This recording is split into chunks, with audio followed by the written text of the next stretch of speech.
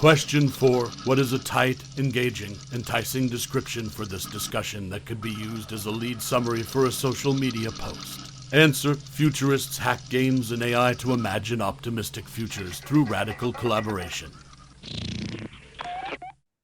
Well, Julian, you want to talk about what I did on Wednesday?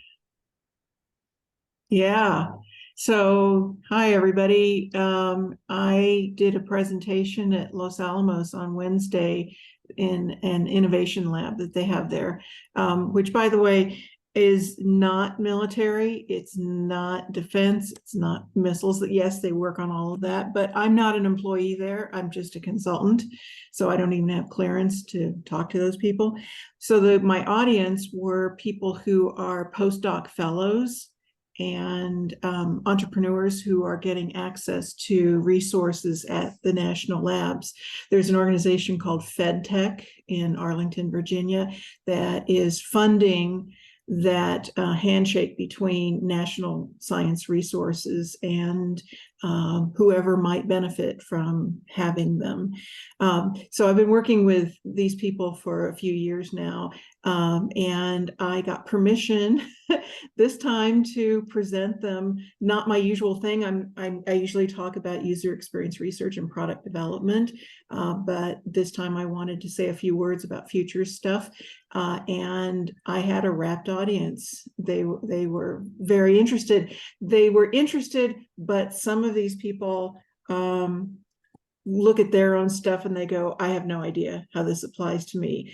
In particular, I would say the scientists who are working on strictly material science. In other words, they're not working on a thing. They're just going to sell their materials to somebody. And they think that whatever happens with that in the future is up to whoever that stakeholder is or who the buyer is. So they don't really see the reason for thinking about the implications or whatever narratives might happen as a result of doing this.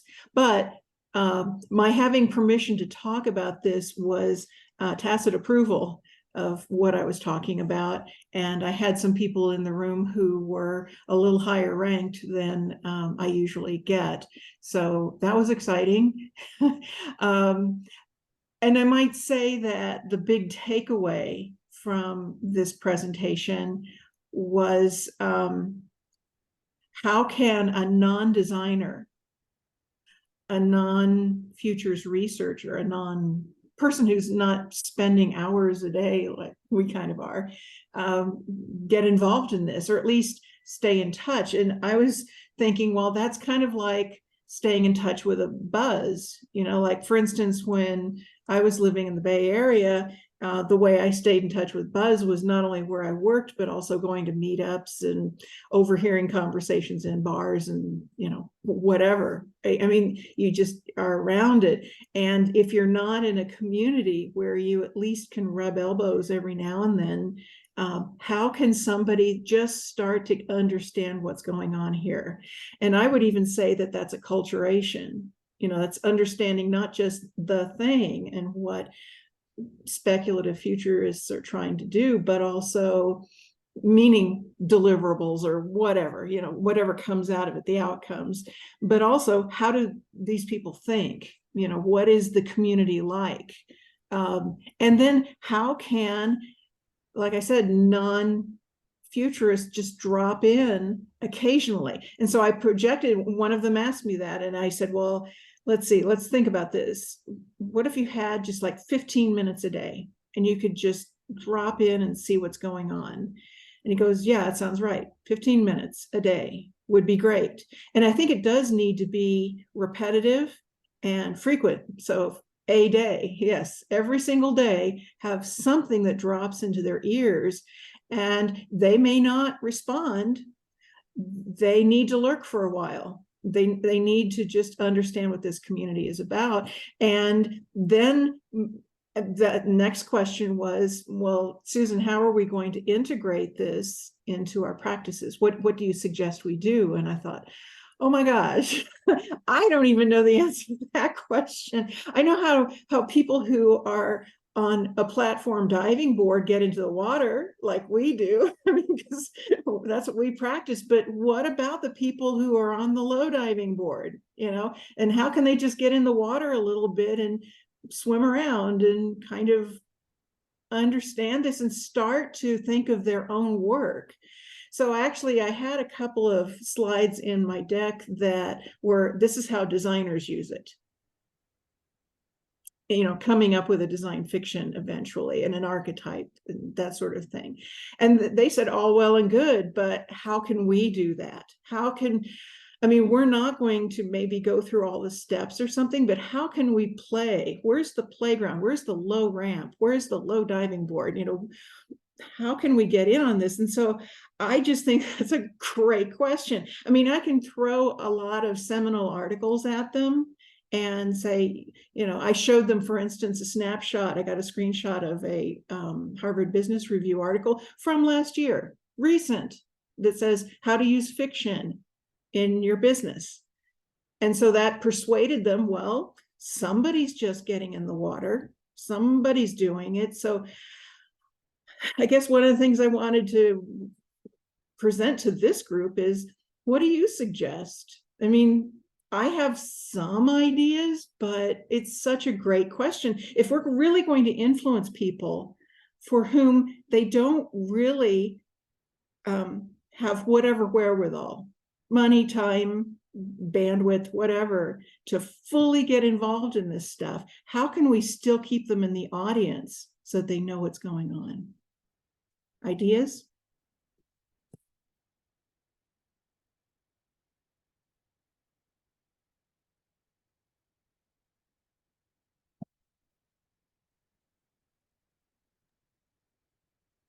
One thing that might be helpful is, I think getting people sketching is always valuable. I would just say that, like, having someone that can help bring a sketch to something that looks more real could be helpful for them to see the value of it.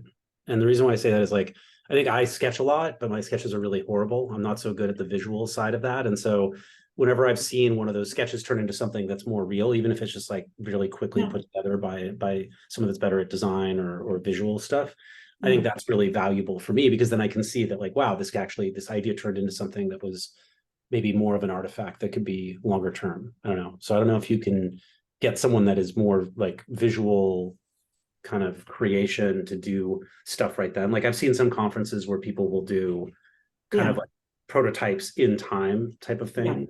So I don't know if that's one thing I think I would find really valuable if I was, because I'm still kind of like getting started too. So I would love to see more of that possible. That'd be kind of like having a mentalist in your office who lounges around on a couch all day and just overhears what people are saying. And they go, hey, I'm kind of feeling this. And people come over and look at it and go, put a Post-it note next to it, or, And so if you don't have somebody who's lounging around on a couch overhearing the conversations, some of these people are, for all intents and purposes, small businesses. They're scientists who are working on a thing on their own. So actually, what can they show other people, right? Like, what can they use to now go and talk to other people about? Because that's I think the thing that feels like, yes, inspiring people is very interesting, but that idea of the prototype or the diegetic prototype is that you can start discussions with it as well. So anything that you can do to then take that to somewhere else, I think, is really interesting. So that's a really good point, Chris. I'm so glad you mentioned that, because they were very excited to learn about the concept of a diegetic prototype. They were not familiar with that. And so that was very useful. Randall, you were about to say something?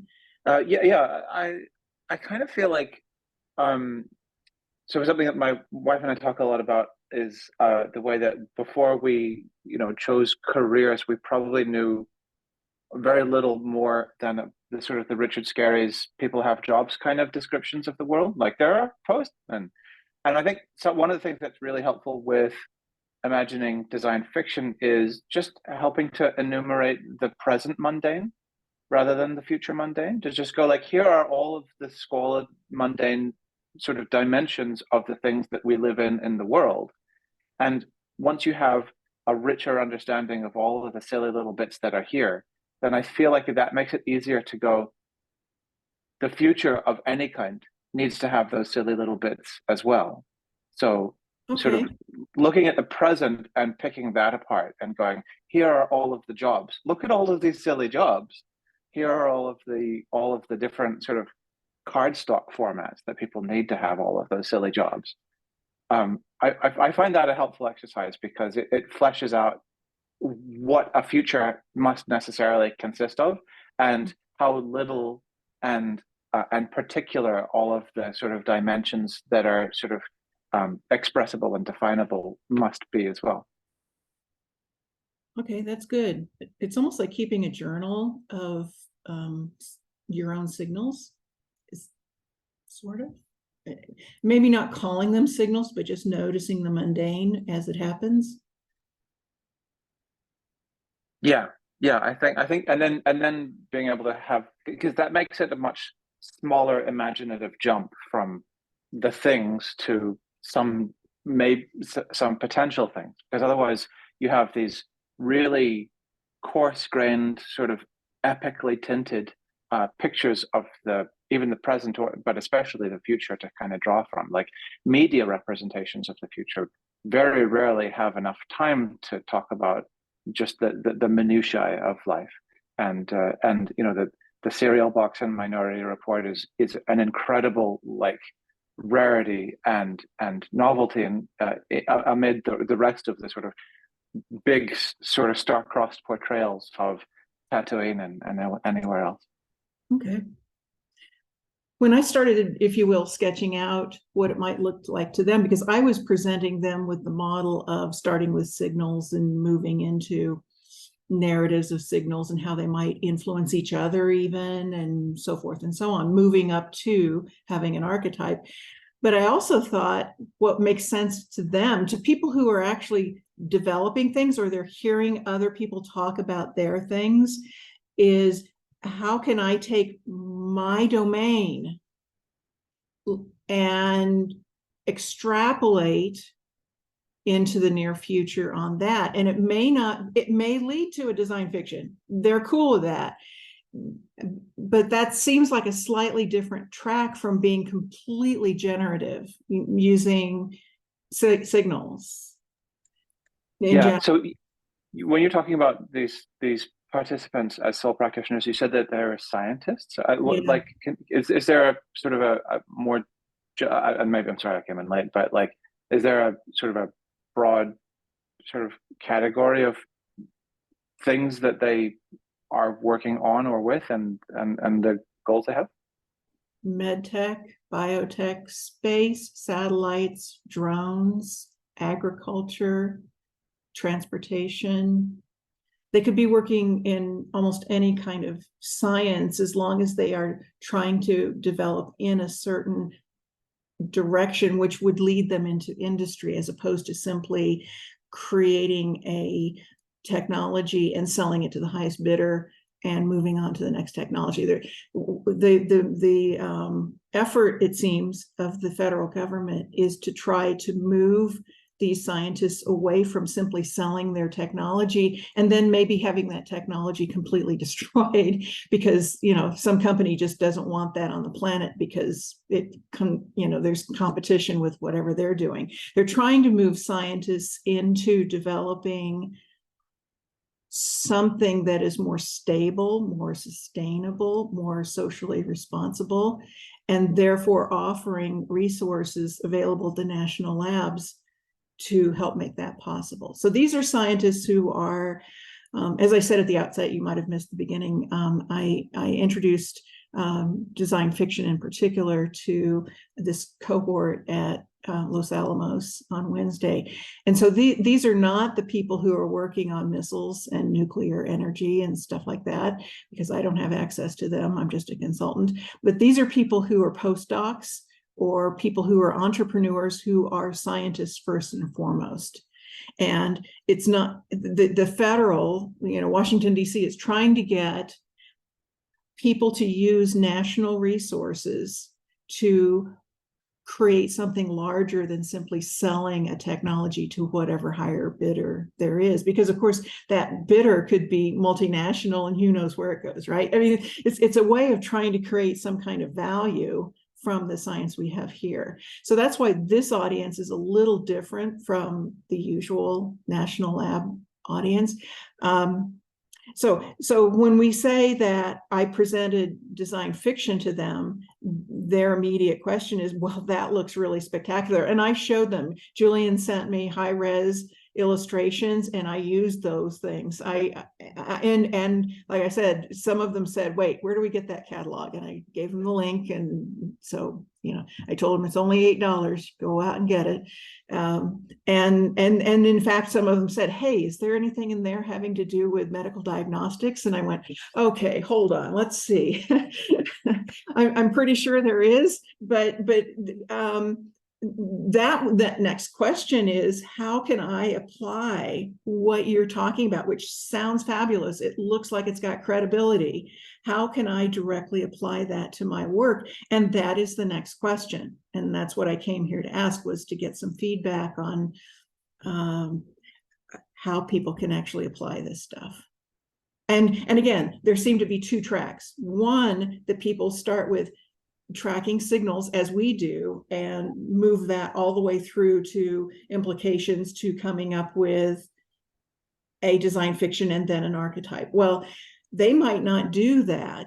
What they might do is, I have my thing. I understand this domain in a certain way, but I'd love to see it through this lens of speculative futures. How can I apply this? And so my question to everyone here is ideas for how that could happen.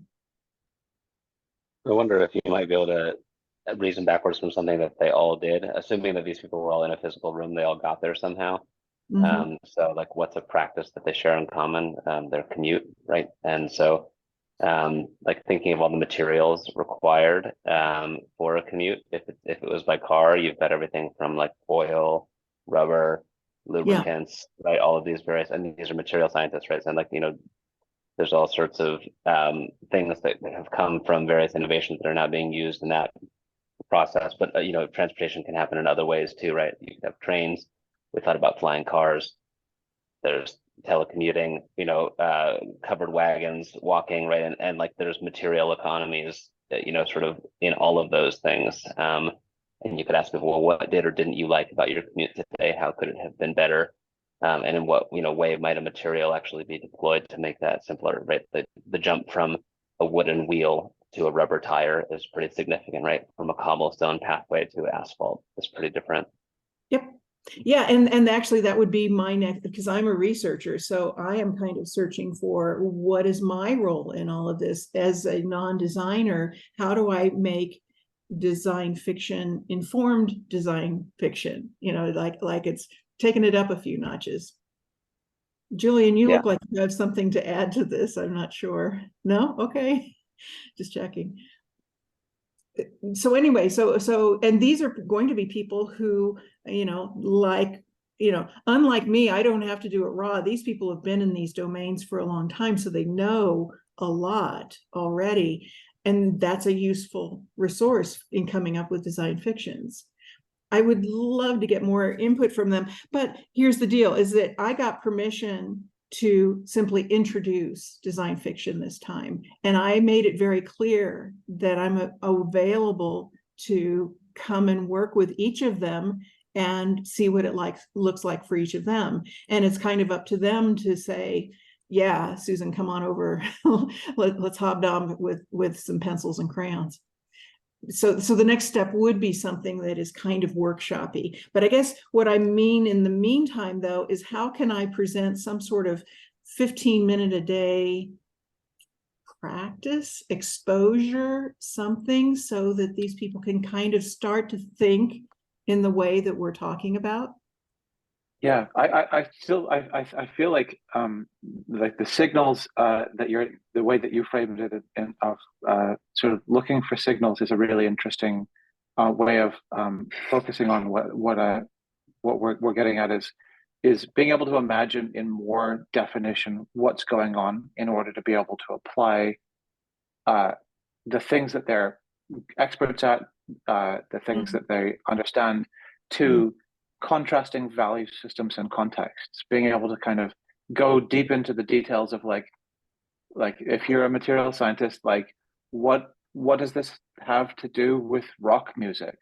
You know, like but not necessarily kind of going into what kinds of things can go into rock music in order to be able to help answer that question. You know, I think the catalog, but also the work that's being done in grain pages is really interesting for people to be able to go like, this is actually what is in cinema.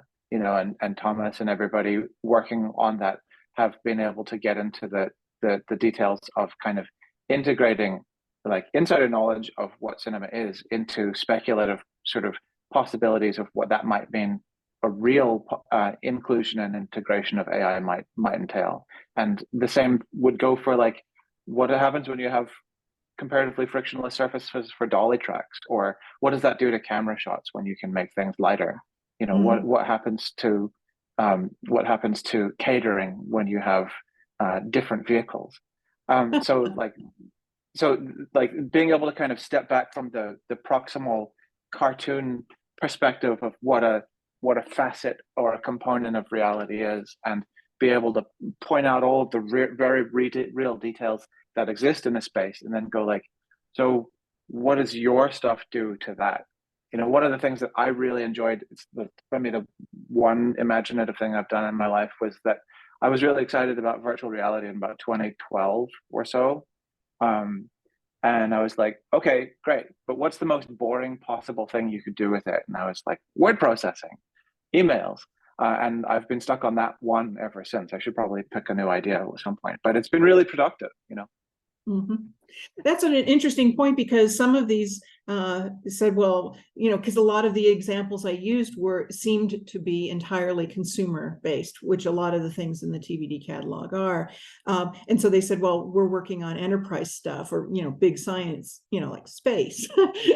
You know, I'm actually working with people who are launching things into space. So how does something that is consumer oriented, and I guess that's part of what I'm talking about. How can I help them think that, yeah, we're dealing with space stuff, what would be the implications for life on Mars or whatever, you know, right?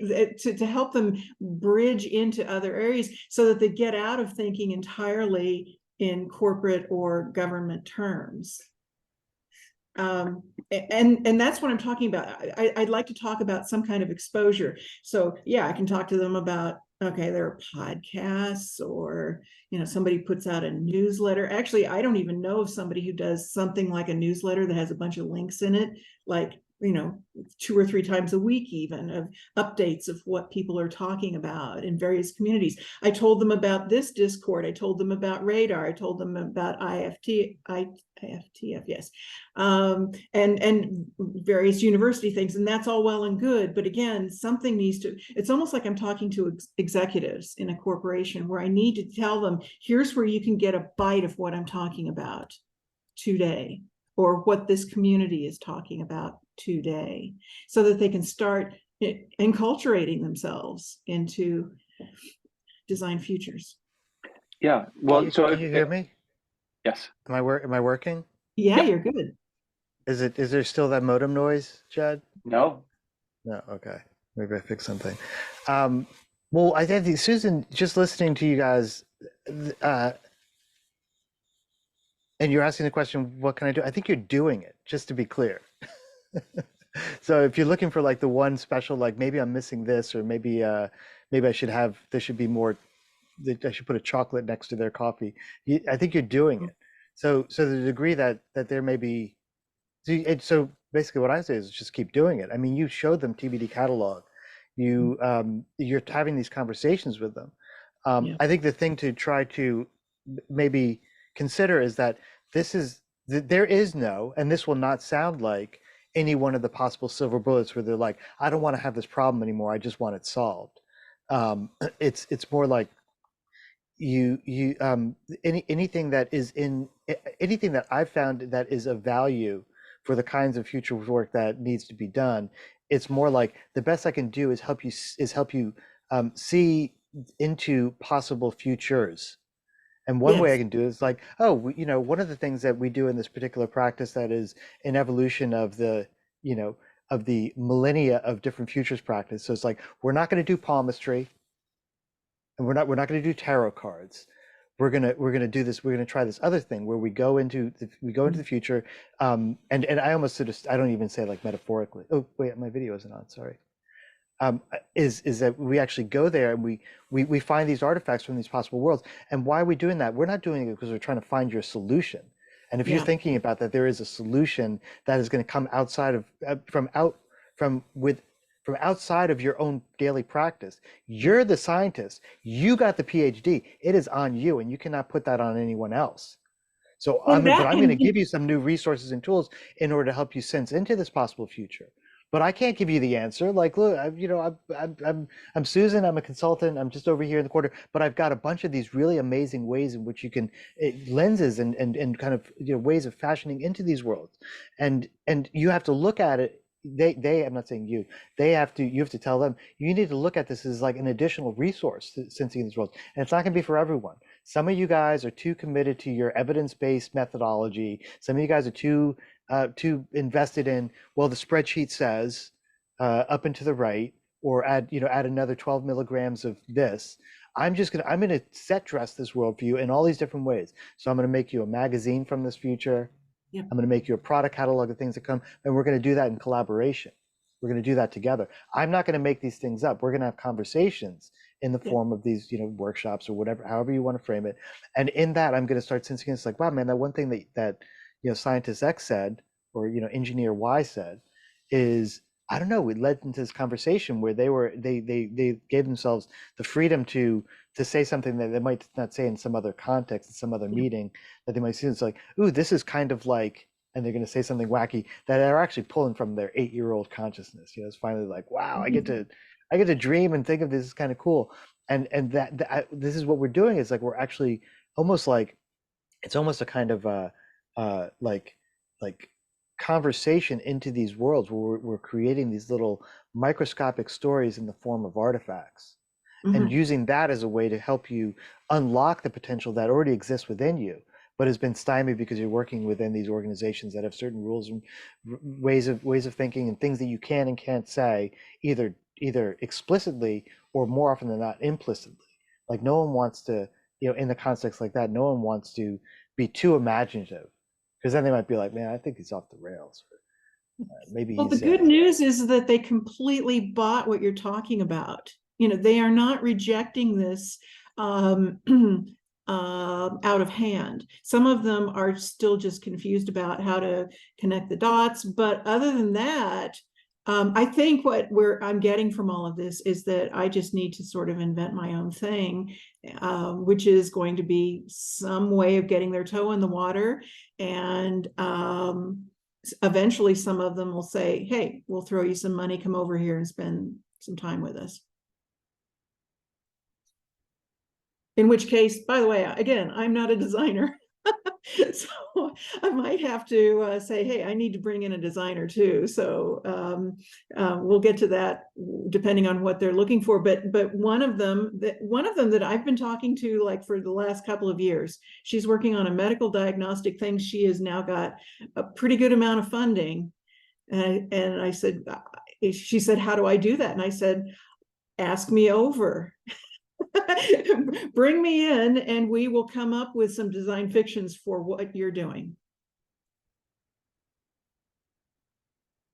And with that, I guess I'll just leave it at that, and I'll keep you guys updated about what my process is going, because I feel like I'm going to have to invent something for these people, because I want their influence. I want them to be conversant.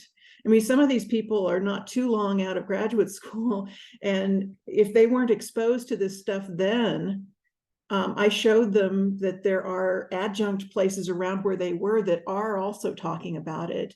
And this is new exposure for them, and this makes them better scientists. Yeah, so that's cool and amazing. We went from like, oh, I think I want to do this, to now you're doing it, which is you don't forget that you've accomplished something significant. There are also so you say like I need to invent something, um, not that you don't, or you wouldn't want to, and also we've got platforms that you can look into as well. Like I'm just thinking, so like Chris was like basically like I want to do this, I want to do this for like organization futures, and so Chris Okay. got up the nerve. I don't know if it required any nerve at all, but saying like I want to do a general seminar. I'm not going to tell you to do that, but if someone gets up the nerve to say like, "Hey, this general seminar thing," Chris was like hemming and hawing. It was beautiful. It's like watching a kid ask you if you can play with your army men. Didn't find the right form, Julian. You knew that. So. That's right. Yeah, it was a whole form thing. Get the BDL stroke 12 from upstairs, Charlene, but she's on vacation for 6 months, so I don't know what you get. Maybe you can sneak into her office. So things exist. So if you said to me like, "Hey, this is the future that I want to explore with these folks. Can we do a general seminar on this topic?" We can have that conversation, and that might be just like kind of one way into it. And so the value for you is that you understand what the heck a general seminar is, how it works, everything that Chris is going through now. Exactly, Is this wonderful struggle of like, is this the right image? Is this the right image? I'm kind of like, Chris, man, whatever feels right to you. That's exactly right, Julian. I have not seen this stuff in action. I've only read the manual. Yeah. And general seminar came along after the manual, so it's not in the manual, which is fine. Even worse. Yeah, But we have love it. to We have see it. this. There's like generalseminar.com. You can like go and just snoop around and be like, oh, here's I think some of them have. Well, some of them definitely have. There's an audio tape that got left behind on the floor, and so I put it on the online, and so you can get a sense of what it is and what it looks like Okay. and how it feels, and be like, yeah, this might work for them, or like, no, this doesn't really work, but maybe something sort of like this, just to give you ideas, because the invention part can be very hard, and it also can be very lonely. And so if there are things that have been done, or people have done things, or Right. even I don't know, I'm going to impose on Chris. It's like set up a call with Chris and say like, well, what are you doing? What's going on? I don't get it. Or with Thomas, who did one did a general seminar for entertainment futures, future of Hollywood. That was I think the last one that we did. And Drew did one for fashion futures for his project, because he's doing fashion futures. Okay. By the way, this is not the end, because there is another national lab here and I'm talking with them as well. So 2 for the price of 1. Yeah, I mean, I'm going through right now planning the general seminar. So if you want to see how that's being done, or even help, like that's totally open too. So just let me know. That'd be great. I'll be in touch. Okay, cool. All right, I'll relinquish my time, as it were. Who else has the next topic? I mean, I do have an update just on Julian and I have been going back and forth on the imagery, and I'm definitely like unsure. I think I like the more sinister feeling imagery, but I realize that may not for the general seminar. But I'm kind of on the fence about I think like there's a lot of really good ones that are in there. It's definitely not my expertise to do this type of like prompt engineering for imagery, but we have the actual text that's created. Julian's going to give me access to the Squarespace account to set up the event page today, and then I'll get that up there today. But we're going to plan for a 9 a.m. Pacific and a 4 p.m. Pacific on September 13th, and so I'm going to get all that set up, and then what else? Yeah, we have a bunch of like supplementary materials that we'll send out as pre-reads or pre-watches, and I think that the thing I wanted to get this general seminar scheduled first, because I think that's like the really big thing that we'll get a lot of kind of signals and thoughts from. But I'm also going to schedule that microscope role-playing game. So wanted to get like 4 or 5 people if they're interested in coming up with a fictitious company's culture, lore, and history. And we'll use this game to do that. Basically, it's just like it's a set of rules for how you end up creating like where it starts, where it ends, and then how you like role play the different pieces of that history. I think I still have like a really big question just about whether this should be the near future laboratory employee manual or whether it should be some other fictitious company. So I think that's still just something that's like floating around in my head right now.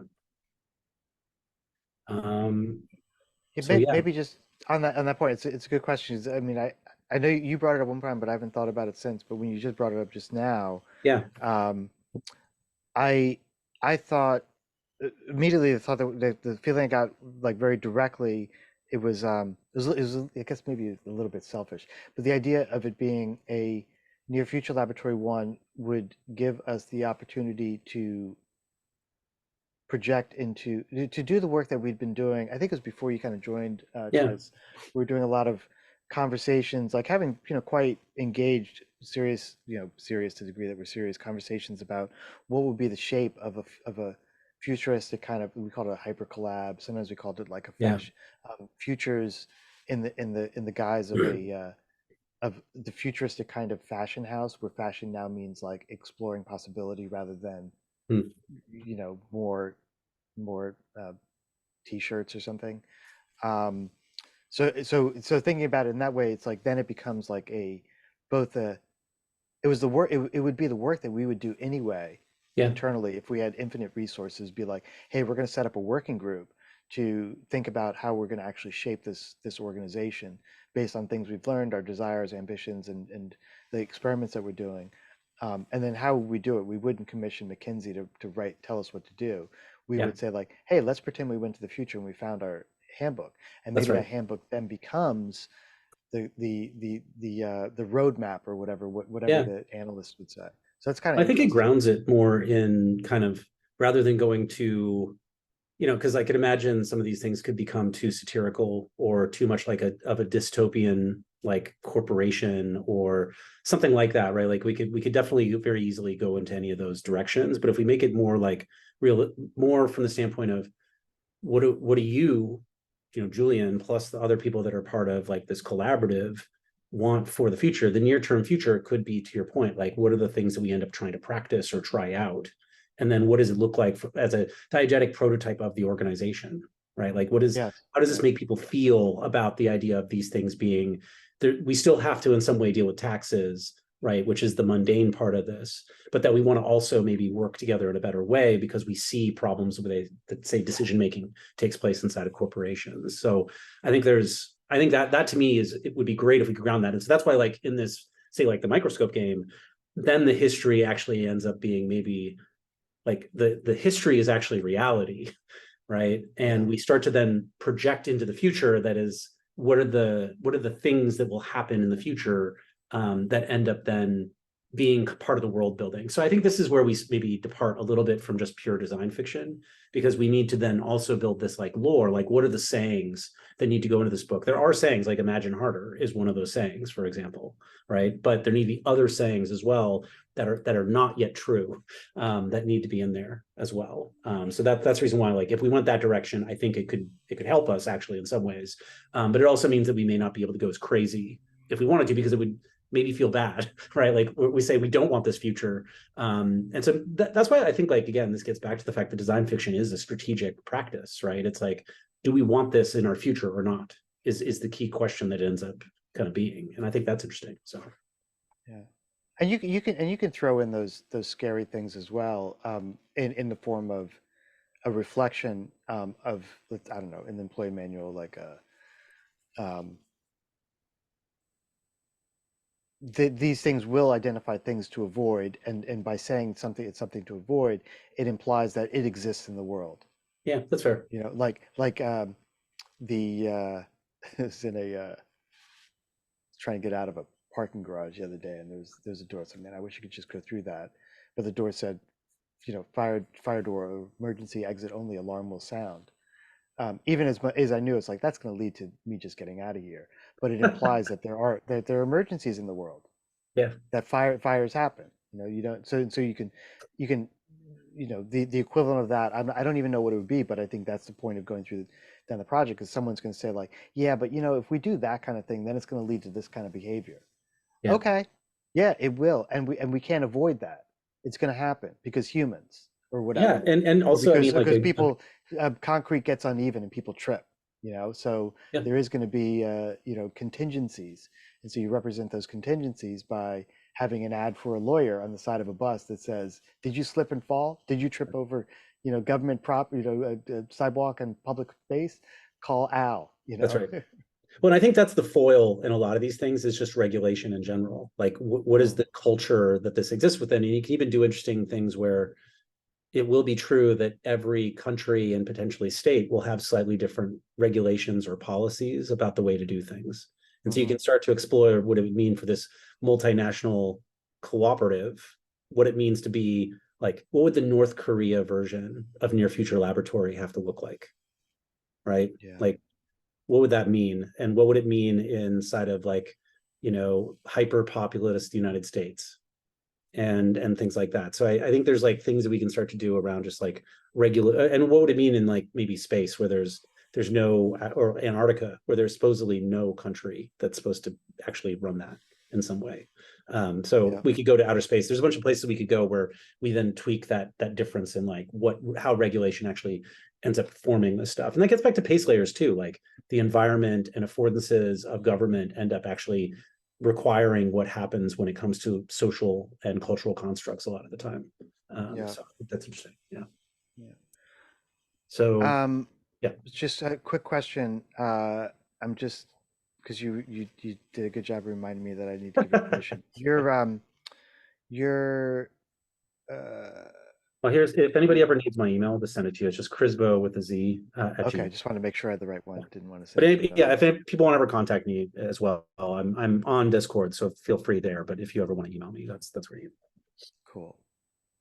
Yeah, but if you want to just add me to that Squarespace, I can get the page set up, and then we, the only thing is I'll just post it to like the promo Discord channel. I'll start to do social media, Julian. If you can just boost that as well, and anybody else that's willing to, that'd be great. And then, is there a store that we need to, or like, is all the e-commerce side of this done through Squarespace as well? No. Okay. It was, but Squarespace sucks. So, so you and I, we just need to set up a time and have a call. Okay. We need to coordinate on media for promotion, and messaging. So we're all kind of locked in. So it feels like, so people are like, oh, wait, Chris is doing one too, and Julian's doing one. Which one should I go to? Totally. It's like, so there's none of that. It's all dialed in.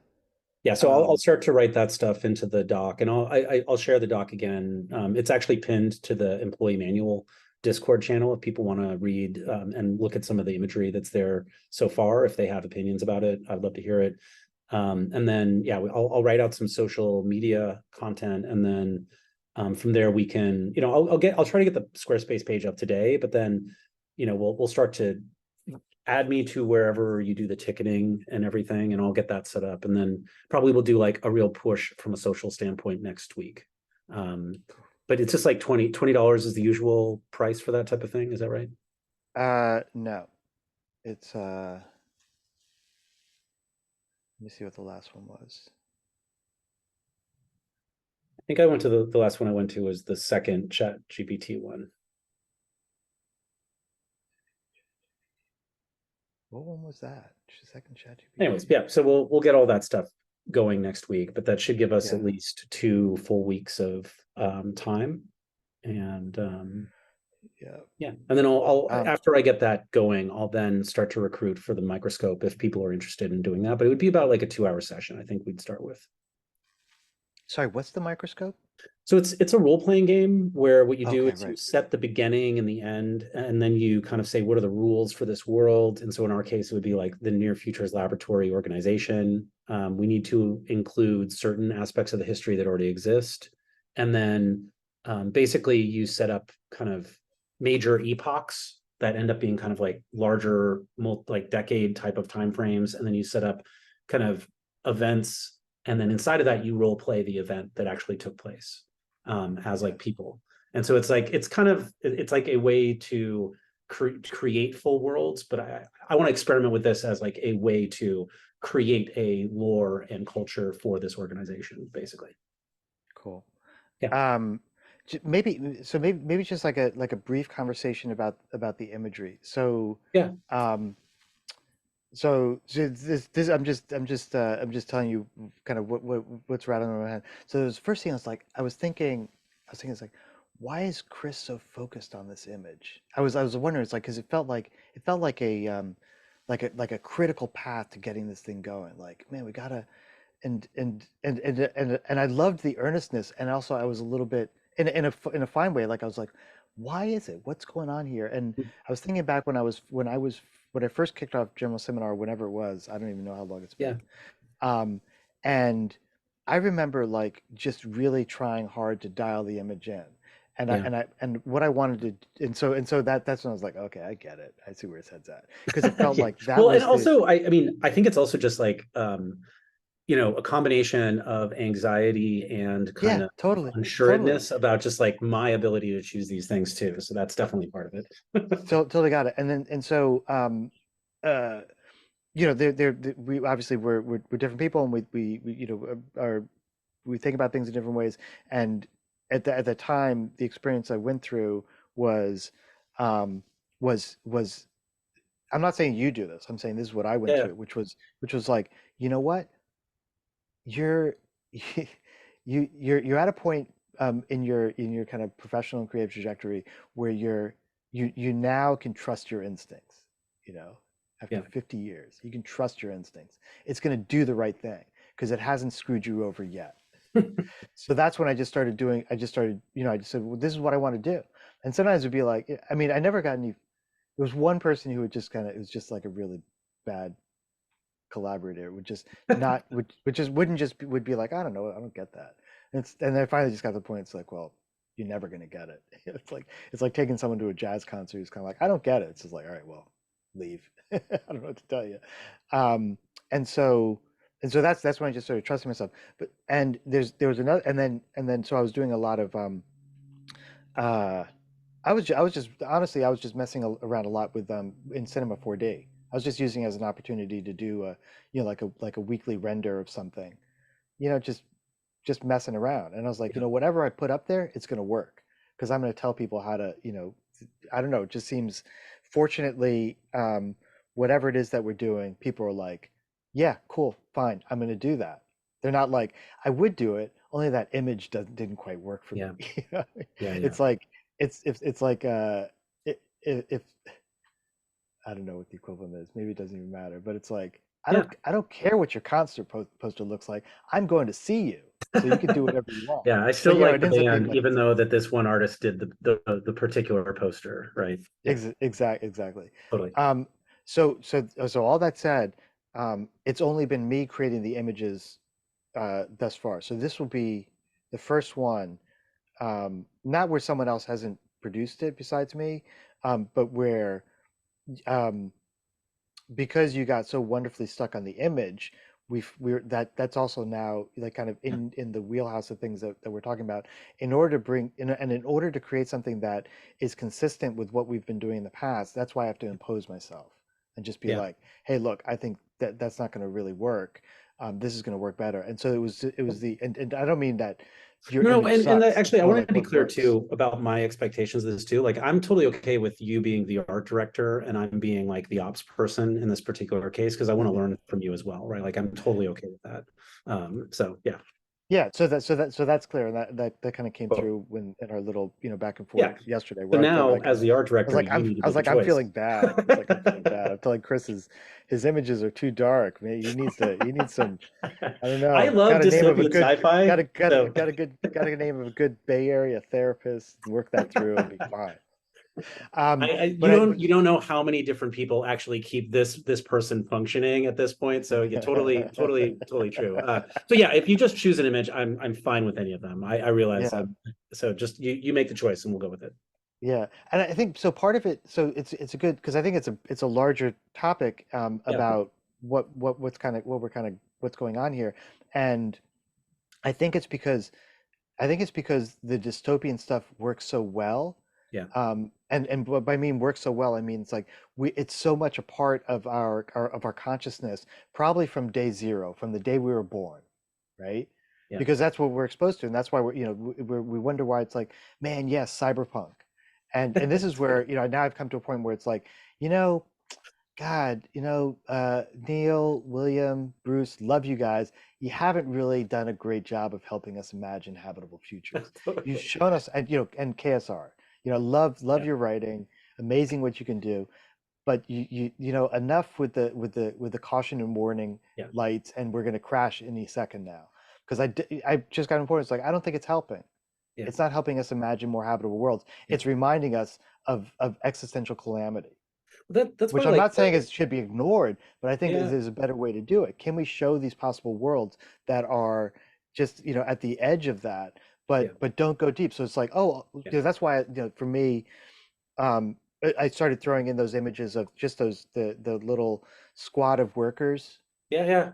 No, I love Because that, it's and that's kind of why, like, like, all I right, didn't well, even that think doesn't look about it, like, that right? doesn't look like a beautiful, like, where's the levitating, you know, hoverboard, and where's the Tom Spiegel's like, well, I can, you know, I can actually imagine a world where things got dark, but then people came in and they sort of rehabilitated.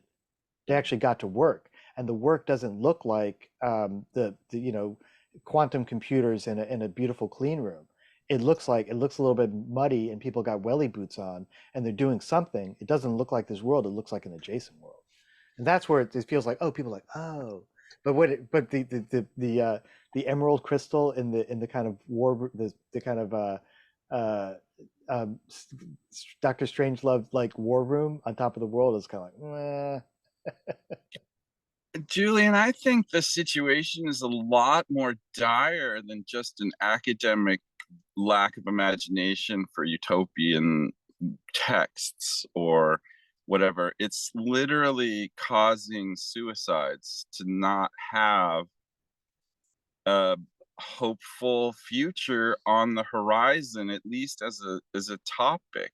When you look at the car crash of politics, which is supposed to be providing, you know, at least good answers to talk about, and instead that conversation has devolved into, you know, finger pointing, and worse, there's just no place in the landscape that's doing any kind of creative visioning. And I would even say it could go a step further in terms of what this organization, to challenge you, does, because we could be teaching people how negative thinking is negative and positive thinking is a sort of basic life skill if you want to navigate your own terrain.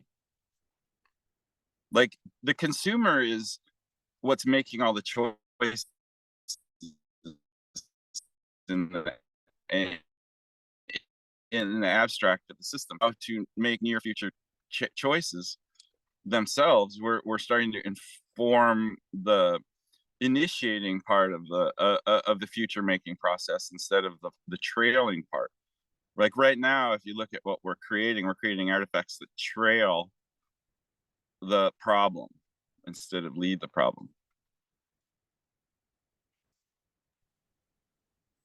yeah, I That's wouldn't disagree. I think it's, hopefully it's clear that I'm not just saying like, well, if we can imagine better, then we'll solve the problems. It's more just I kind of like, let's absolutely start. know you, and I Yeah, know that's true. Yeah, absolutely.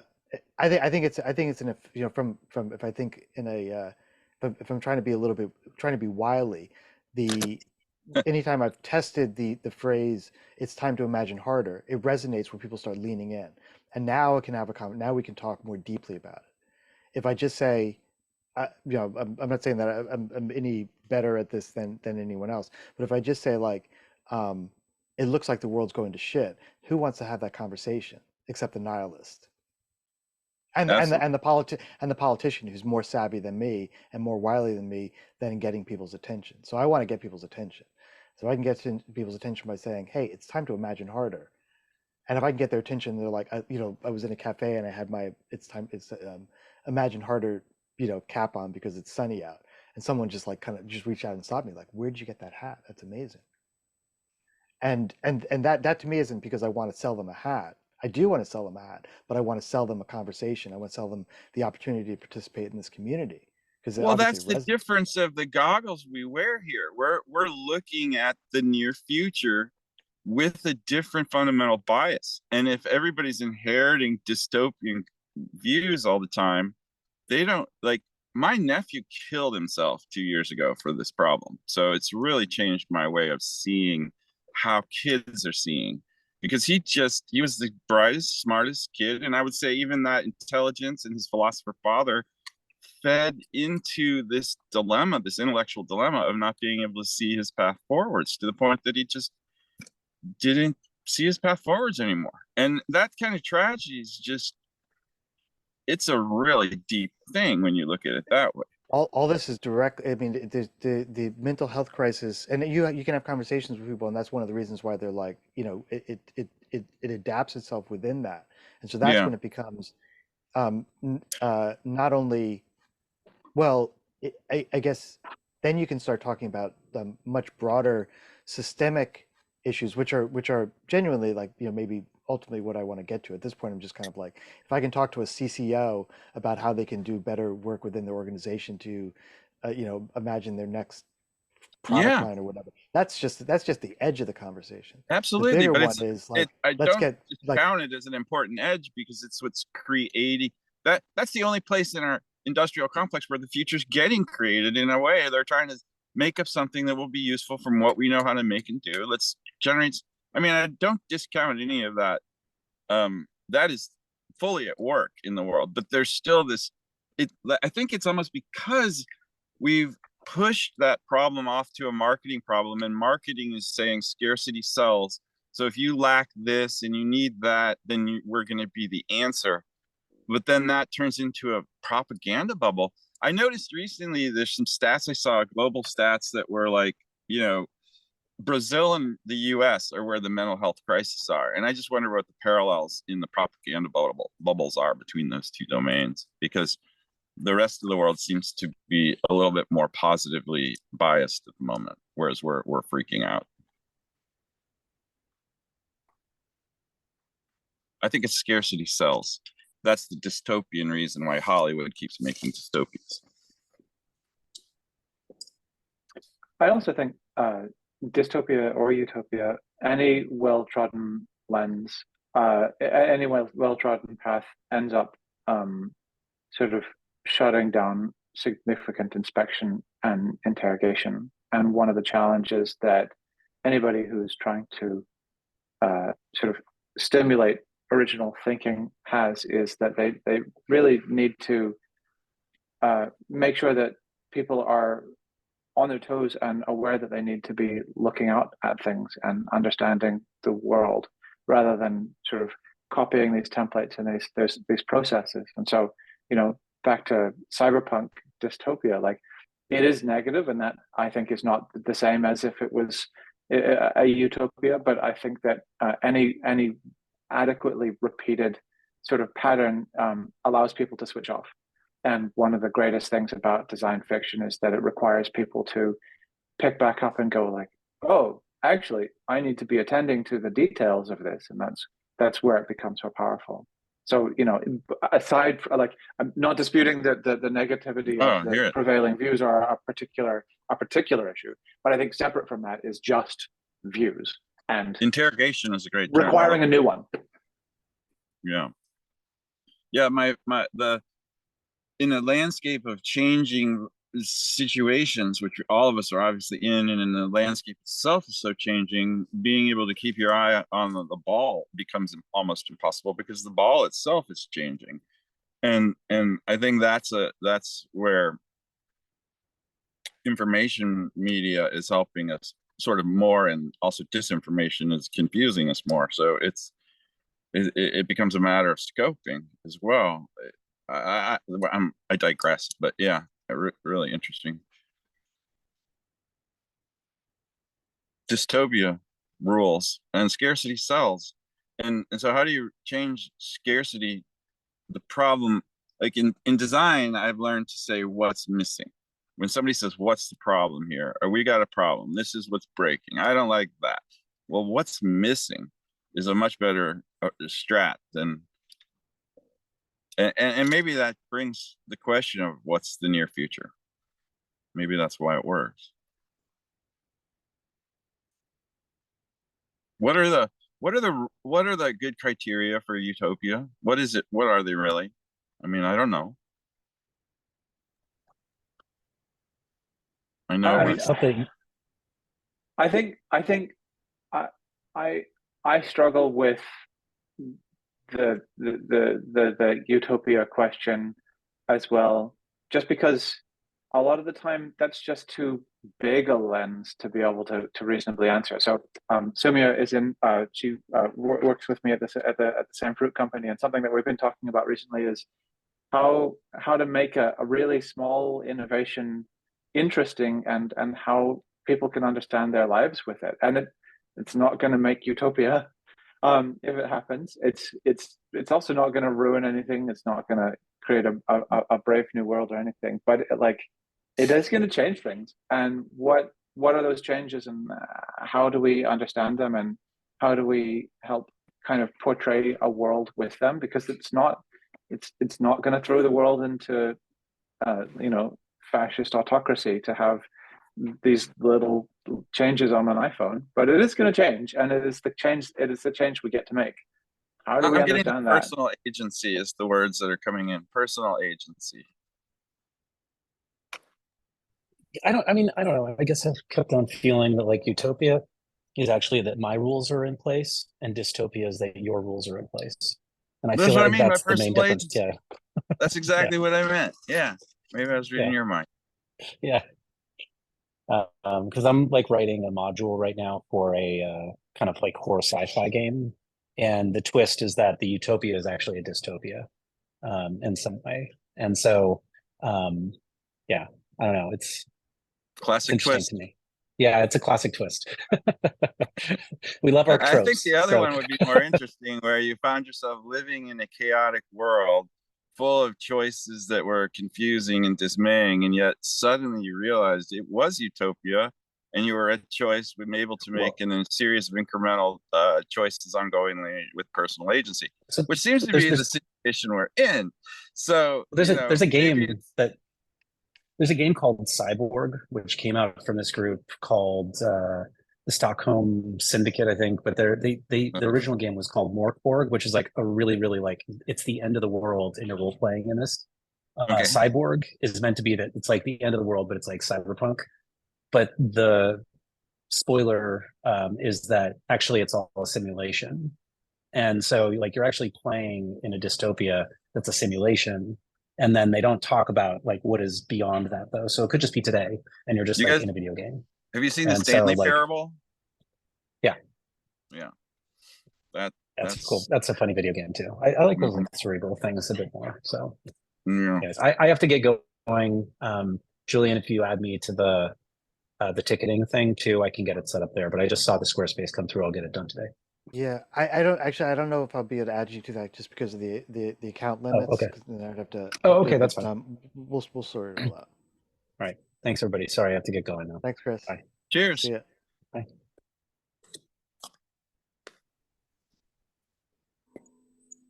Mel, what's going on in your world?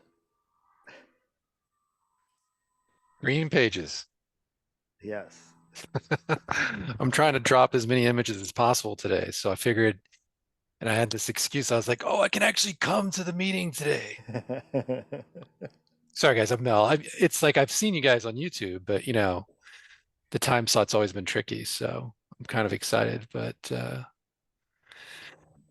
yeah, that's it. Hopefully, you know, hopefully it works with what y'all are trying to do. So that would be cool. I think the beautiful thing about these projects I'm discovering is that the freedom for people to contribute and also maybe a sense of knowing that like, well, it's gonna everything helps, you know, even if it's like a bit of inspiration that leads to something else, if you know what I mean. Like It's great because I mean, actually, Thomas and I had a long discussion because I was like, dude, I feel like it's like y'all need some images, you know, but it's like I want to talk to you first. And I totally agree with you. It's like after talking with him, it's like, oh, we're looking for those kind of stuff. So, but I also told him too, which I think is going to happen, is like I might do this stuff and it's going to probably spur some ideas, kind of like you were saying, where you're like, oh, you know what, this reminds me, we could probably do this too, you know, Yeah, which would be totally. cool. Totally. Ooh. Julian, have you played with my electric shepherd yet? I have not. No. I saw I'll the post message. I'll post this. I'm having a good time with it. I think yeah, I'll share it actually soon here. But I worked with Dre yesterday and added mycelial network integrations and a bunch of other features. It's great. Wait, yeah, version 4 or version 5? Which one? Which? Yeah. Yeah, Well, but it's quite fun because it basically hallucinates your flock and all the possible modules and lets you sit there and configure a sheep endlessly. And yeah, yeah. I was just looking at it a few minutes ago. It's good. It's like now that I looked at some of those I don't know what to call, what does IOM stand for? Oh, it's a thing I made up, but it stands for interactive options menu. You see in that little parentheses? Yeah. And it's a way of just forcing, that's the most compact way, but it gets the AI to generate creative options and present them as choices instead of making you generate ideas. So that's why that particular thing is so freaking creative, because I tell it to generate a set of creative options based on the user's choices. And that's the extent of the programming. And then I give it some, one-shot lead-ins and it goes down, generating options for sheep. Yeah. So. Yeah, no, that's good. That was when you brought it up yesterday, the IOMs were the things you were asking for input from, yes?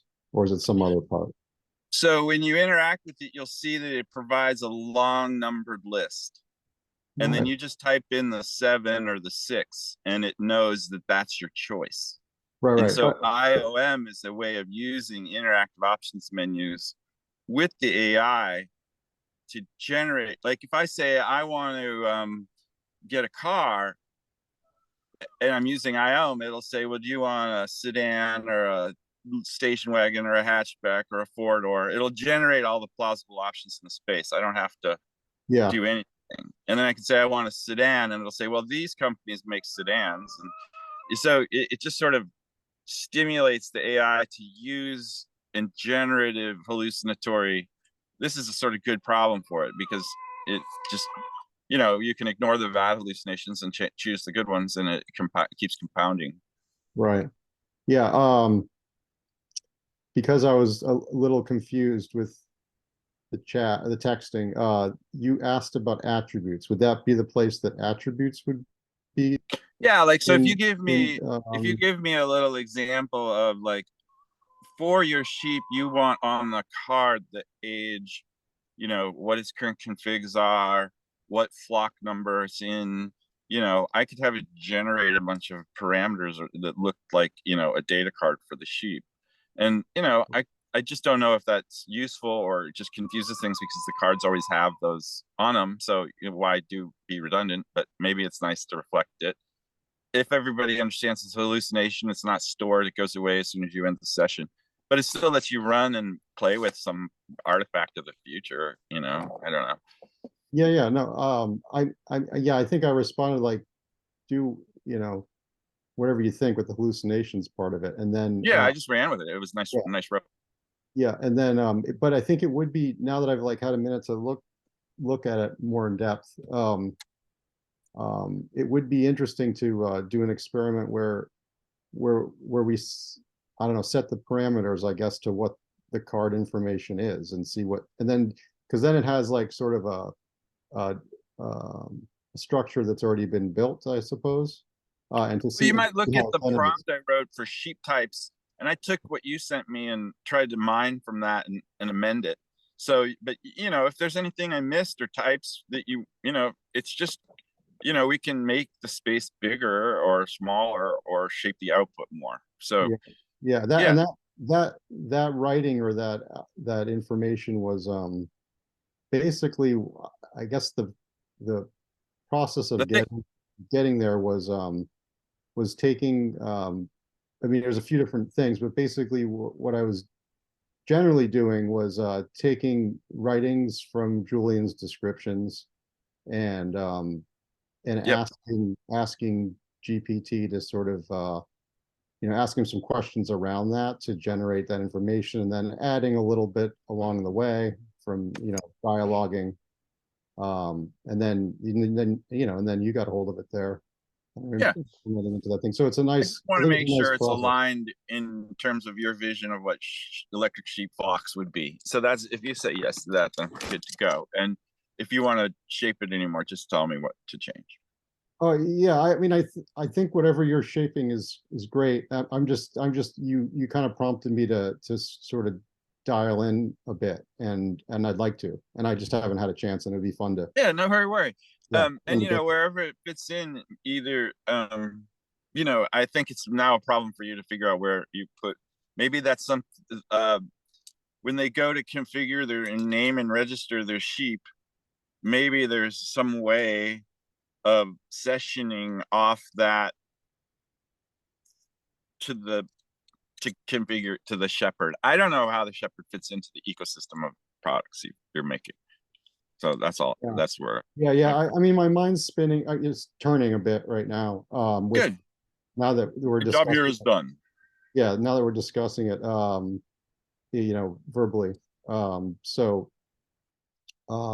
Yeah, I got some preliminary thoughts of how it can, let's say run with the herd opposed to just like take off, one sheep taking off the other direction, kind of thing. So yeah, it is fun to play with. You'll see. Yeah. I think it's it just makes me laugh to see what options I might have for my sheep. Yeah, I mean, I'm just getting, because I'm not designing those things or building them like you are. I'm just kind of getting my head around, like, I have my own ways of trying to, get answers from AI, I guess, in a sense. And yeah, this I'm is fully way. working on it. Like, I realize my own brain has incredible hallucinatory power compared to other people's, and I've got something of a writer that's used to editing what hallucinations escape my mouth. And so the AI has this hallucinatory power. And so I'm learning to shape that. That's how I see it. Yeah. And so a domain where there's no truth needed, no accuracy, no facts matter. There's no actual manual or anything that I need to correlate it with. I can make up the names of electric sheep cyborg authors, and nobody's going to double check that because there's no such thing.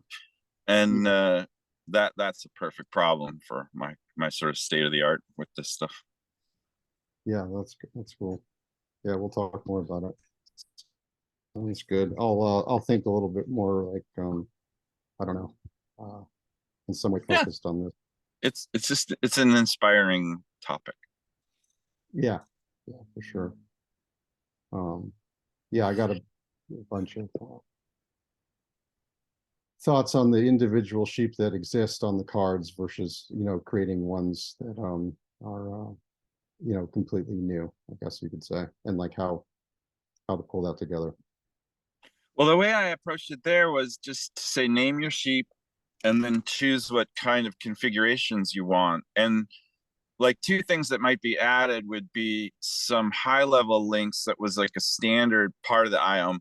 And that would be like home, contact, we could create some other sections to the site, sort of the generated imaginary future thing of the shepherd. Yeah, I think kind of what I might be talking in circles here. Stop me if I am. I think what I started to do was try and tease out some details of what each of what makes up each sheep by using AI to do that. Meaning, like, what is this description that Julian wrote about? What do these attributes have to do with what Julian wrote about with this description on this particular card? And then so you have 64 of these, and then can they dialogue together and shed light, I guess, to a new future or a path forward or a path in the pasture or some way, so that's where I started. And I feel like then you kind of just went and built this tool, and I'm like, oh, this could really work for digging deeper into what these 64 sheep cards are about. And then also, they can just create another 64,000 sheep. So it's Yeah, kind I of, see it more like the sheep cards are living examples of 64 popular models and configs like that here, and then but you can actually use this interchangeable system of biological and cyborg and sheep breeds to configure, you know, tiny sheep that can fit into your smallest landfill crevices, and large giant sheep that extrude, you know, cyber wool or whatever. And yeah. so it's like, Oh, I that's think that cool. it's like trying to, that's where I say like categorical domains, if there's any missing categorical functional domains of what these sheep might do, like are they going to be able to, you know, like sheep have milk, so why not have them be producing drugs like they do a lot of milk production, protein amendment, and produce your drugs in there, so you could filter the milk and produce the capsules, and you know, there's keratin around, so you do gelatin. You could produce everything you needed to do medicinal pill output device on a cyborg sheep that was essentially free to roam. And you know, so then it's about, you know, how good are your inputs, you know, for feedstocks, and how much, you know, do you have a microplastics filter on their stomach, and you know, there's a whole bunch of stuff I can just generate right down the road. And all we need to do is point the AI sort of like a blunderbuss at those directions and say that the domain exists, you know, as a place, and then the AI will generate the territory for us. Mhm. So it's sort of fun way to think about it, because it's maybe a lot less work than you know, trying to generate it all and get it all laid out, and you know, just have it generate. And in the sense that it is an AI dreaming of flocks of electric sheep, it also fits Mhm. the trope. Yeah. Yeah, I went with the registry part. I kind of went off a bit this week, I guess, on you know, you go through the process of, you know, registering your sheep card, naming it in a way, and then you end up with your own flock. The more sheep you register, you in a way. So then I was sort of in the, you know, the mindset of okay, each call them electric shepherds or shepherds, or people registering their sheep are becoming they're becoming shepherds basically by registering their sheep into their own small flock. And then you know, That's cool. That's the first time I've heard each of a these, term for the futuristic flock tenders. Like, that's being an electric shepherd means that you have an electric flock. yeah, That's cool. yeah. And the way that you become an electric shepherd is more or less by naming your sheep card. Okay. Yeah. Yeah. You know, that's the thought process I went through. You know, that's more just I guess you could call Now it. I want an electric shepherd icon for my Discord with the little crook and the sheep. Yeah. Yeah, so then every person sort of has their own combination of these sheep in their flock, and you know, that could lead to an interesting future of what to do with that.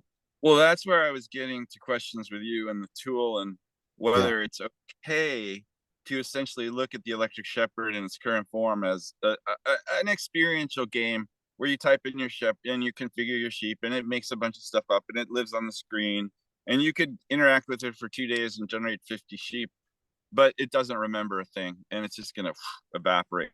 Right, right. Yeah, no, that's nice. Yeah, And that yeah, construct is that useful artifact for the gameplay of the readers, so to speak. yeah, cool. Anyway, Yeah, that's a fun thing you built there. I hope so. I hope so. It's fun to find something I can contribute. Let's put it that way. Yeah, yeah.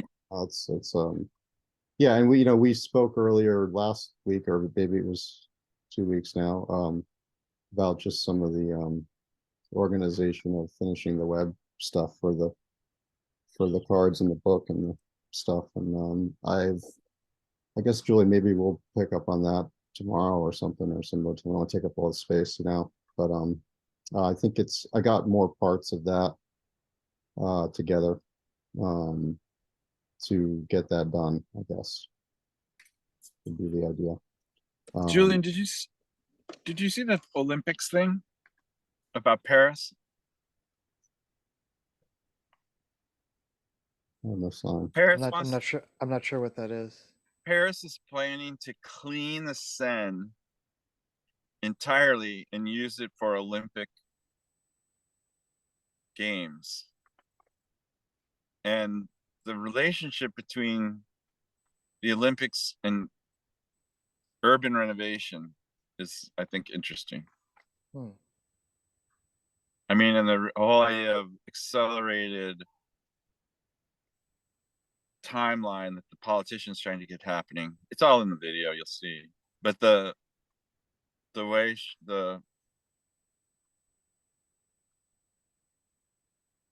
the Olympics as a symbol of global unity functions to change the actual city will be really interesting to me. You see what I'm saying? Yeah, I get you. Because I think the Olympics is sort of recently, the past few seem to be more or less a fail, but they've been up against some steep challenges in terms of pulling off the vision, each city's visions for itself, and do they achieve that in the face of pulling off an Olympics, right? This is interesting because her goal is really to clean the river. It's not to build 10 soccer stadiums. Right.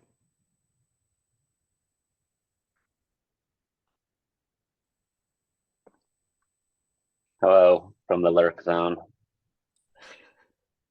I've been hanging out with Randy. That rig on your chin is just getting epic, man.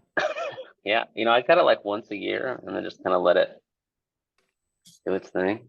There's this wonderful symmetry with your gorgeous bald pate. It's just awesome. Right, I know kids say, "Where did the hair go?" When I take my helmet off finally and let them know I didn't have it, I'm like, it just went downstream. I don't know if you saw these, Julian, but I had these boys like out to here at one point. So if you ever do shave, I recommend going for just the gills. Mutton chop. Nice. Mutton chops. Yeah. Mutton chops are up here. Or are they farther? Yeah. You're describing a dear friend, and he's gone now, and teacher, mentor, Bruce Hubbard. You remember Hubbard, Julian? Yeah. He always had those, maybe not mutton chops, but whatever that was. Some kind of rig there. I didn't keep him long. Sorry, Aaron, I interrupted you. No, you're good. You're good. I've been hanging out with Randy from Exhibition Works. We started chipping away at the outlines of like a seminar for a sidewalk from the future. And are sort of thinking about doing it around, like, the San Francisco is going to release its draft plan for the active communities plan in October. So we're thinking about trying to do it after that comes out, so it can be sort of part of the preliminary materials sent around. But one of the things that we're sort of struggling with, and I'm wondering if you have some thoughts on this, is just how to kind of prime the pump a little bit for a seminar such that you don't end up getting into existing conversations, right? Like, there's already so much that's been said about parking or, bike lanes or whatever else, right? Like, there's just a lot of existing theses about all of this. And I don't want to be there. And so I guess sort of trying to figure out, like, do you do a 10-slide like presentation at the beginning where you're like, okay, here are the key facts that you need to know. If you want to get into this other stuff, you can go over here, but we're gonna, focus on this stuff. Basically, broad strokes, I'm looking for advice on how to focus the conversation.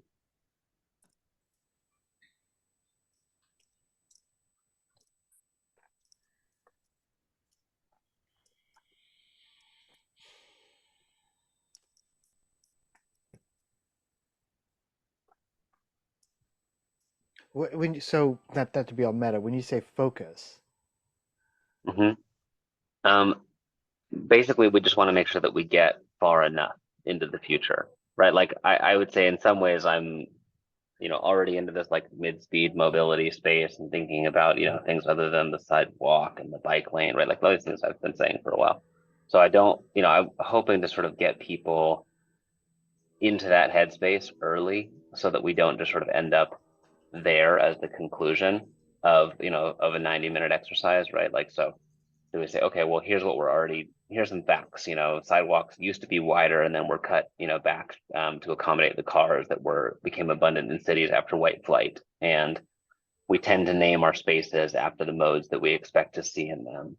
And 76% of space in New York is allocated to cars, 23% to sidewalks, and 1% to bike lanes and bus lanes. Like, do you do certain things like that just to kind of like set the ideological framework and say, okay, knowing all of this, like, what is the future of this? And, how might we, reason backwards from, some imagined better way? Basically like just wanting to avoid people saying like, oh, well, we just need, wider bike lanes. That'll be great. Futures of urban mobility, right? And, we're not doing flying cars. We got telecommuting instead. But like certain realities remain essential, drainage, delivery vehicles, fast walkers, Those rollerbladers on the bike lanes. Oh God, random, that video of the rollerblader was phenomenal. Oh, I know. Yeah.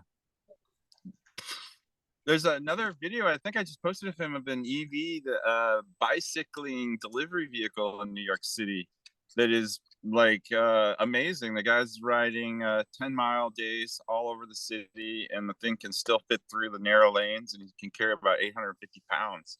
Mm-hmm. So yeah, like the same guy I think picked up that vehicle and did an interview with him. Yeah, Nice. It's crazy when you see how fast some people can use the city and can move, and like our whole notion of what's humanly possible changes when you see something like that, because right, categorically that could work. Do you know how Seymour Papert died? Do you know who Seymour Papert was? Mm-mm. Seymour Papert was inventor of Legos and a logo and a bunch of other kinds of computing kinds of stuff. He was a professor at MIT, and when he went to India, he became fascinated with the way the traffic was self-organizing and flowing and just merging around, and he ended up standing in the middle of an intersection just trancing on the situation, which was a mistake because eventually statistically he got hit and that led to his death. But if you think about that from another level, unfortunately, that's such a terrible story, really. But you can also see it from the fact of it that his huge systems mind was trying to decode this incredible phenomena, right? That's funny. The scene from Foundation, the show that's out right now about yeah, it's a new episode dropped today. So there's a moment where like Selden as a kid like figures out the flow of a stampede and goes and stands in the middle of it. That resonated with that story for me. Yeah, exactly. Thanks for connecting that. Yeah, I mean, and so like, in a world where we have like rectilinear travel and big boxes and stuff like that, like, the supposedly fast vehicle is actually pretty slow just because of the realities of trying to pin down how those things should move. It brings up a problem because many of our urban solutions are designed for lowest common denominator instead of a best capable function. I don't know. Mm-hmm. Is that and that idea that you might be able to cross from one side of the street to the other by going over a loop-de-loop, that just completely nobody, only 10% of the population might be able to do, but maybe autonomous vehicles and skaters could use these new kind of ramps that go up in the city, and it increases the city's throughput delivery times immensely, and safety goes up. And as soon as you can find some stats but of course, realistic applications are so hard because you need scale. I think that, have you seen Rust? I've been really curious about this idea. I wanted to talk to Julian about this idea.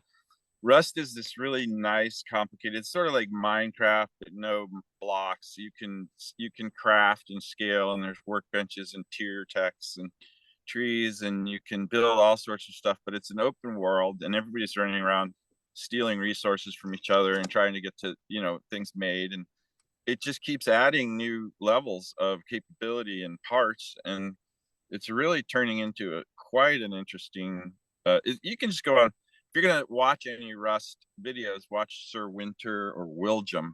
Wiljum is really great. Wiljum. Wiljum just plays for the fun of it, and he's real gentle spirit, and he's not trying to take over clans or stuff, but they can scale and have solar panels or wind panels, and there's different energies and farming and thousands of strats because it's such an open world. But I really wonder about approaching a Rust kind of environment. There's other kinds of open world environments like this, and starting to do some actual future building in it, like with technology and projects and teams. And it would totally be possible to build a Rust server and just use it entirely for future scenarios building, and not as a war game kind of platform. So in a way, it's like deep breath. We've watched all the PvPs go by and all the investment in gaming, and they've developed these incredible platforms now. Instead of doing the scenario like future building kind of design environments, but it's reached a stage where you could go in and use them as design environments again. Yeah, That's the idea, Julian. Co-opting games for design. well, that's a lot of what we've been talking to Brandel about, right? Like using the VR space as a way to workshop environments. Yeah, but there's extent, like Rust has an existing infrastructure of multiplayer games, and when Brandel's tech comes along, it will absorb and play Rust beautifully. It will just instantly play it. So in a sense, it's a parallel set of tracks, and the questions that are being asked could be asked in the Rust environment, and then that will just fall into the VRs. But Rust is cool. I like it. It's the most robust of them that I've seen in terms of just not trying to be too busy with the renderer, but pretty enough and scalable gameplay, and the technology behaves more or less like you'd want it to. Like, you build a furnace, you throw some ore into it, it cooks it. You don't have to really get too deep past, waiting around for stuff to happen or the right combinations of things, but you can build freestyle in it. Just really cool stuff. I mean, I'm watching him build a fort right now. The tool is amazing. Yeah, the building tool is great.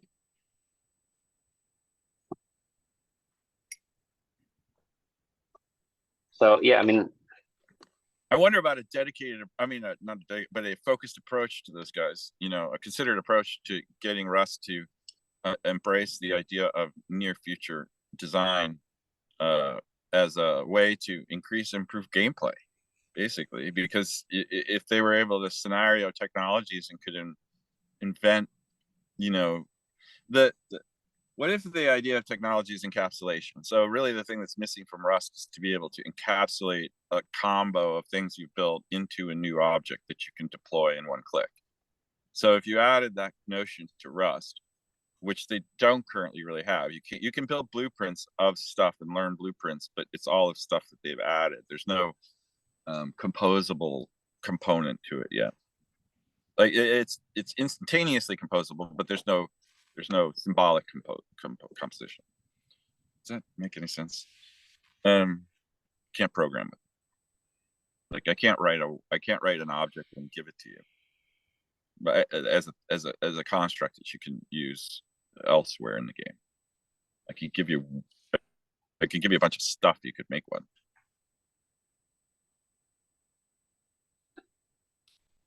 okay, But like tangential. sheep, we could add some like electric sheep to Rust. That would be just clicked in my brain. You see, like, I think mods could do that too, actually. I'll do some research now. Thanks for thinking out loud. I gotta bounce, but Jed, do you want to try to meet tomorrow morning? Is that what we're talking about? Sure. Wait. Right off. Yeah, you can hear me good. Yeah, that's fine. When's good? You know, it's kind of like earlier is better, I Yeah. think, for all the usual reasons. Yeah, exactly. Is 9 a good time, or are you thinking earlier? Earlier, 8:30? if you can swing it. I'm more, you know, obviously I'm more flexible. I don't have a small family, but I guess where's good? The same kind of in between, or? yeah, I mean, if that's convenient for you, I mean, even that same spot, whatever it was, near Party Beer, but not Party Beer, whatever it's called, the place. Right. Does Yeah, that work? that's fine. It's, you know, it's like about halfway, which, you know, gives me a little more time Yeah. to meet up. So yeah, I can probably try and like scoot out of here at 8. Okay. Maybe, you know, how early is best? Like earlier even? I mean, it's like 8 to me sounds like, okay, good. We could get a bunch of shit done and there's still the day left, kind of deal. But Yeah. like I said, I don't think there's anything on my calendar tomorrow except doing stuff. What's tomorrow? I mean, would it be Tomorrow's the better to 8th. come all the way to you and hang out a little bit, or is that too much effort? That's zero effort for me. So Yeah. you would be taking the load of efforting. Yeah, let but me. I'm happy to have you over here. Yeah.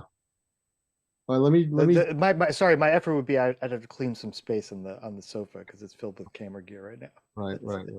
Okay. All right. Let me discuss that over here. But let's for now, let's say that I can meet you at that same place at 8:30. Okay.